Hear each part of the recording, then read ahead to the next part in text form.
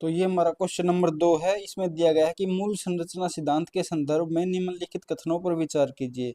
पहला जो पॉइंट है, यह सिद्धांत सर्वप्रथम मिनर्वा मिल्स वाद में प्रस्तुत किया गया था। दूसरा पॉइंट है, यह संविधान संशोधन करने की संसद की अत्यंतिक शक्ति का समर्थन करता है। अत्यंतिक शक्ति।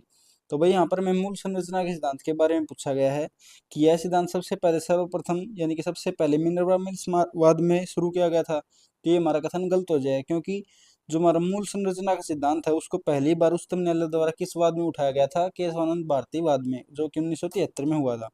इसमें सुप्रीम कोर्ट ने क्या कहा था कि भाई जो संसद संसद संविधान में संशोधन तो कर सकती है, लेकिन उसके जो मूल ढांचा है, जो संविधान की जो मूल संरचना है, उसको नष्ट नहीं कर सकती। तो सर्वप्रथम किस में पेश किया गया था? ये केशवानंद भारती वाद में यह पेश किया गया था। तो ये कथन हमारा हो जाएगा गलत। फिर दूसरा है, यह संविधान संशोधन करने की संसद की अत्यंतिक शक्ति का समर्थन करता है। तो ये कथन भी हमारा गलत हो जाएगा। गलत क्यों हो जाएगा? क्योंकि जो मिनर्वा मिल्स वाद है उसमें सुप्रीम कोर्ट ने क्या कहा था? उसमें सुप्रीम कोर्ट ने कहा कि भाई संसद की संशोधन करने की शक्ति तो सीमित है, लेकिन संसद अगर संशोधन करता भी है तो जो मूल अधिकार या जो नीति निर्देशक तथा उनके बीच संतुलन उसको बनाए रखना होगा। ठीक है।